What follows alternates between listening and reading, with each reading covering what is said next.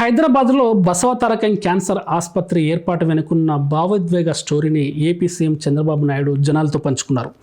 Basavatarakam Indo American cancer hospital and researches institute of రజతోత్సవ ముగింపు కార్యక్రమంలో చంద్రబాబు నాయుడు ముఖ్య అతిథిగా పాల్గొన్నారు.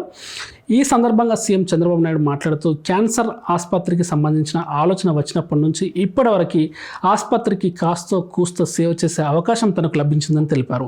ఇందుకు తాను ఎంతో సంతోషంగా ఉన్నానని చెప్పారు. మా అత్తమ్మ బసవతారకం మా కుటుంబానికి పెద్ద దిక్కు. ఎన్టీఆర్ ఎప్పుడు సినిమాల్లో బిజీగా ఉండేవారు. అయితే మా అత్తమ్మ అంత పెద్ద కుటుంబాన్ని ఎంతో విలువలతో క్రమశిక్షణతో పెంచారు. కుటుంబంలో అనుబంధాలు ఆప్యాయతలు పంచారు. అందరినీ ఎంతో ప్రేమగా చూసుకునేవారు. ఆమె ఒక మానవతావాది. అలాంటి ఆమెకు క్యాన్సర్ రావడం మా అందరికీ ఎంతో బాధ కలిగించింది. అప్పట్లో క్యాన్సర్ చికిత్సకు పెద్ద ఆసుపత్రులు లేవు. అప్పట్లో చెన్నై, ముంబైలో 1-2 ఆసుపత్రులు ఉండేవి.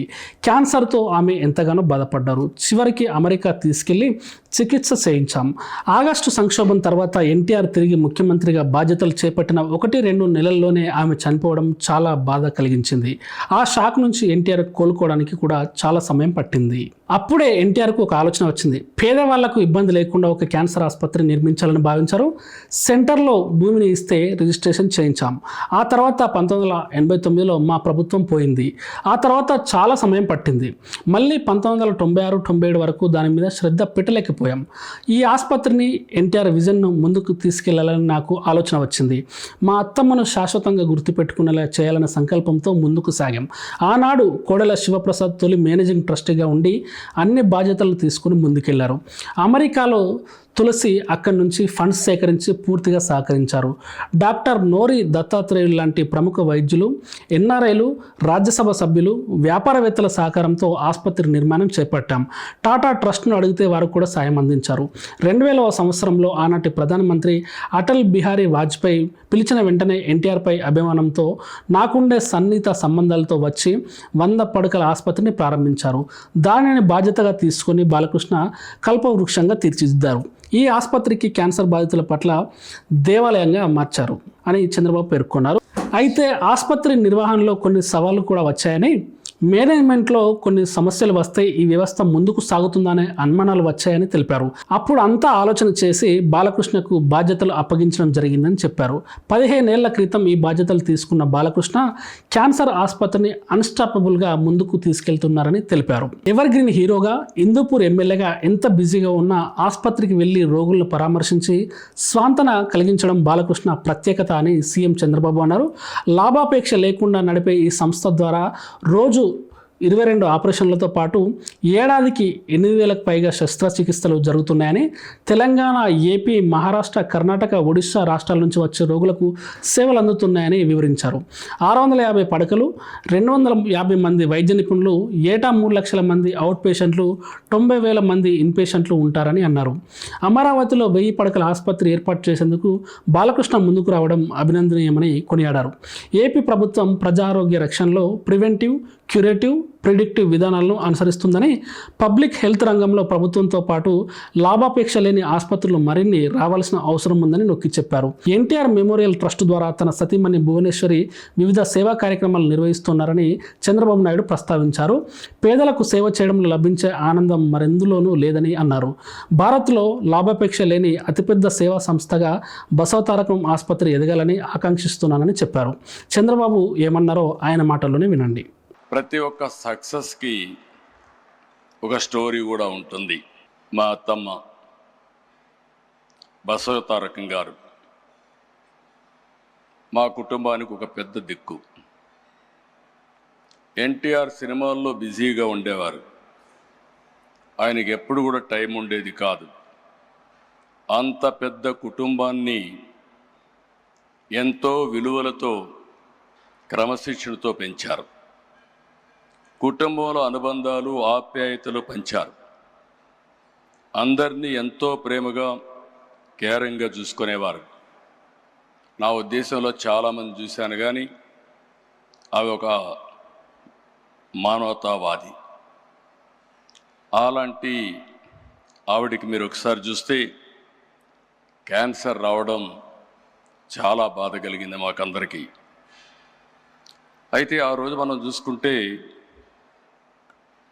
క్యాన్సర్ వచ్చినప్పుడు పెద్ద హాస్పిటల్స్ కూడా లీవ్. ఆవిడ సఫరింగ్ కూడా చూసాం. ఆ రోజు తమిళనాడులో అడయార్, ముంబైలో టాటా ఆసుపత్రి, ఇలాంటివి 1-2 ప్లేసుల్లోనే హాస్పిటల్స్ ఉండేటివి.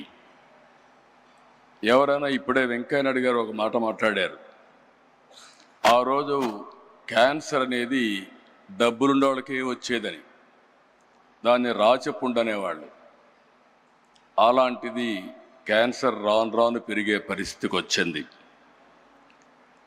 అక్కడి నుంచి చాలా సఫర్ అయ్యారు. ఆవిడ సఫరింగ్ మేమంతా చూసాం. కడాన అమెరికాకు కూడా తీసుకెళ్ళి ట్రీట్మెంట్ ఇప్పించిన. ఎగ్జాక్ట్గా మేము ఆగస్ట్ క్రైసిస్లో ఎన్టీ రామారావు గారు తిరిగి ముఖ్యమంత్రి నెలలోనే, 1 నెల 2 నెలల్లోనే ఆమె చనిపోవడం చాలా బాధ కలిగింది. ఆ షాక్ నుంచి ఎన్టీఆర్ తట్టుకోవడానికి కూడా చాలా సమయం పట్టింది. అయితే ఆ రోజు ఆయనకి ఒక కోరిక, ఒక ఆలోచన, మళ్ళీ పేదవాళ్ళకి ఇబ్బంది లేకుండా శాశ్వతంగా ఒక మంచి హాస్పిటల్ కడితే బాగుంటుందనే ఆలోచన ఆయన చేయడం, అదే విజన్. ఆ రోజు ఆయన ఆలోచనే ఆ రోజు ఇంత మునిపే రామ్మోహన్ రావు గారు చెప్పారు. ఆ రోజు ఆయన ఆలోచించి సెంటర్లో ఒక 8 ఎకరాలు 6 ఎకరాల భూమిని ఇచ్చారు. అది రిజిస్ట్రేషన్ చేశాం. ఎగ్జాక్ట్గా 4 నెలల్లో 89లో గవర్నమెంట్ పోయింది. అక్కడి నుంచి ఇది చాలా సమయం పట్టింది మాకు. ఆ సమయం మీరు చూస్తే మళ్ళీ 96, 97 వరకు దానిపైన ఎక్కువ శ్రద్ధ పెట్టలేకపోయాం. మళ్ళీ నాకు ఒక ఆలోచన, ఈ హాస్పిటల్ని, ఎన్టీ రామారావు గారి విజన్ని, మా అత్తమ్మ గారిని శాశ్వతంగా గుర్తుపెట్టుకునే విధంగా చేయాలనే సంకల్పంతో ఆనాడు ఇప్పటికి కూడా జ్ఞాపకం, కోడెళ్ల శివప్రసాదరావు గారు ఫస్ట్ మేనేజింగ్ ట్రస్టీగా ఉండి అన్ని బాధ్యతలు తీసుకొని ముందుకు పోయారు. అమెరికాలో తులసి గారు అక్కడుండి ఫండ్స్ అన్ని మొబిలైజ్ చేసి వారు కూడా పూర్తిగా సహకరించారు. వీరందరి సహకారంతో ఇప్పుడే డాక్టర్స్ అందరితో మాట్లాడుతున్నా, వీళ్ళందరి సహకారంతో నోరి దత్తాత్రేయ లాంటి డాక్టర్స్ అందరూ కూడా సహకరించారు. చాలామంది ఎన్ఆర్ఐలు, రాజ్యసభ సభ్యులు, వ్యాపారవేత్తల సహకారంతో ఆసుపత్రి నిర్మాణం చేపట్టాం. టాటా ట్రస్ట్ కూడా అడిగితే ఆ రోజుట్లోనే వాళ్ళు కూడా ఉదారంగా సిఎస్ఆర్ ఇచ్చారు. 2000 సంవత్సరంలో ఆనాటి ప్రధానమంత్రి అటల్ బిహారీ వాజ్పేయి మామూలుగా ప్రైవేట్ హాస్పిటల్స్ కానీ ట్రస్ట్ హాస్పిటల్స్ పెద్దగా ముందుకొచ్చి ఇనాగరేట్ చేయలేదు. పిలిచిన వెంటనే ఎన్టీ రామారావు గారి పైన అభిమానంతో, అంతేకాకుండా నాకుండే సన్నిహిత సంబంధాలతో ఆయన వచ్చి 100 పడకల ఆసుపత్రి ప్రారంభించాం. అది ఒక ఫౌండేషన్. తండ్రి ఒక మొక్క నాటితే, ఒక ఆలోచన చేస్తే దాన్ని కొడుగ్గా బాధ్యత తీసుకొని బాలకృష్ణ గారు ఈరోజు ఒక మహాకల్పవృక్షంగా తయారు చేసిన ఘనత బాలకృష్ణ గారికి దక్కింది.